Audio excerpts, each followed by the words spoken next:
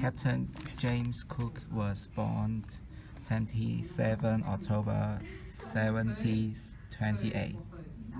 Died at 1550 in February 1779. On the 8th October, he anchored the Edinburgh in Portsmouth Bay. On the 11th October, he set sail to map the inner coast of New Zealand, stopping at various bays. This made him the first European to map New Zealand. His map was super singularly detailed considering the time he done it. 11th April, James Cook and his crew left New Zealand traveling back to England. He shared positive stories about New Zealand which encouraged many other European sailors to venture to New Zealand. And James Cook traveled to New Zealand 2 more times before he died in Hawaii. Princess Tapuia was a Māori leader from the Waikato region. She was born near Porongia on the 9th of November 1883.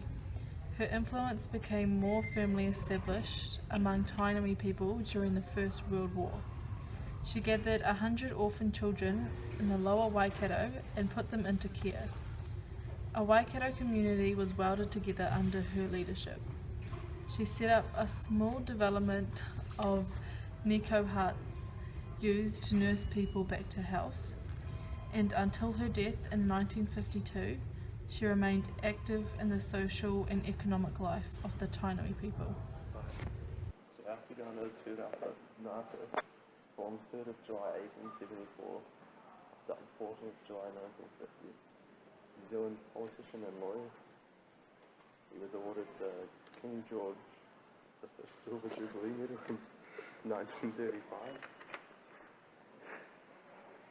He helped recruit Māori for the Second World War. He is on the $50 bill. He was the first Māori to graduate with a degree. He started a movement for farming and on Māori land administration, cultural revival of art and literature, and promotion of sport through intertribal competition. These positive impacts are still felt today. Dame Te Atairangi Kahu, first Māori Queen, longest reign of any Māori monarch of 40 years.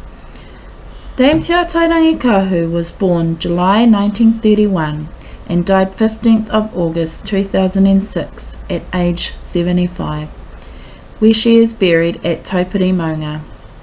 She has 7 children, and her second eldest son, called Tuheitia Paki, is now the current Māori king. Her father is Koroki.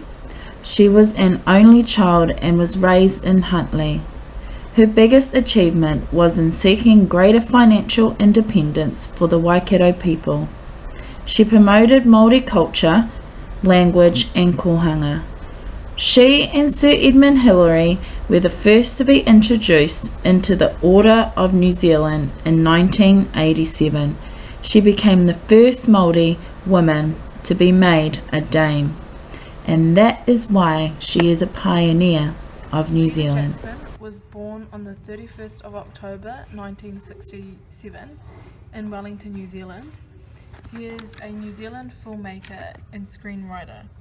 He is best known as the writer and producer of Lord of the Rings and of the Hobbit trilogy. He has given the world a perspective through his films that New Zealand has a clean and green image that inspire tourists to come and experience what New Zealand has to offer. His successful films have positively impacted our economy through the increase of tourists. Paul was the man who discovered New Zealand in 1250 AD. Once he discovered New Zealand, he travelled back to his home island of Hawaii to tell everyone of the land he had discovered. Hawaii is a part of the Eastern Polynesian Islands. A fleet of 7 double-hulled canoes travelled back to New Zealand. This was considered the Great Migration. Kupe's wife named the island of New Zealand Aotearoa, meaning the land of the long white cloud. This was derived from seeing a long cloud over the South Island when it was originally discovered. Because of Kupe, there is a Maori culture in New Zealand. Okay. Guide Sophia. Born 1834, Sophia Hirirangi, best known as Guide Sophia, was the principal tourist guide of the famous pink and white terraces at Lake Rotomahana. Following the devastating eruption of Mount Tarawera in 1886, she became a tour guide at Lake Whakawerewera. Guide Sophia is an important pioneer of New Zealand as she helped aid relationships between Māori and Pākehā and encouraged a number of local women to become guides, helping to establish this occupation as a lucrative form of employment for tuarangi women. This contributed to the tourism industry in New Zealand getting off the ground. During the eruption of Mount Tarawera, she gave shelter to over 60 people to provide care for them and overall hospitality. Sophia played an important role in the educating of other ethnicities and their knowledge/awareness of Māori culture, Ngāti Ronui. Lastly, Sophia made a big impact on the tourism industry both back during the 1800s and as it is today, by helping flourish New Zealand's Māori tourism not only within New Zealand but worldwide. Today, Māori tourism is a crucial part of the tourism industry and New Zealand as a whole for keeping the Māori history alive. Hi, today we are going to talk about the Kiri Te Kaunawa. Kiri Te Kaunawa is a New Zealand soprano who had a successful international opera career since 1968, and she is New Zealand, born with European and Maori heritage. By 20 years old, she won major vocal prizes. She got lots of honors. In the Queen's Birthday Honours 1982, she was appointed a Dame Commander of the Order of the British Empire, and in 1990 Australia Day Honours, she was appointed an honorary companion of the Order of the Australia. Also, in the 1995 Queen's Birthday Honours, she was appointed to the Order of the New Zealand. The Kiri Te Kaunawa Foundation, which is created in 2004, is to provide financial scholarship to young singers.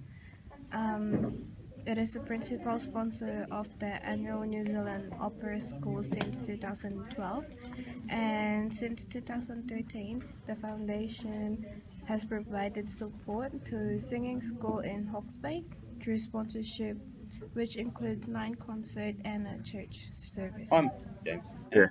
No. I'm James, this is Blake.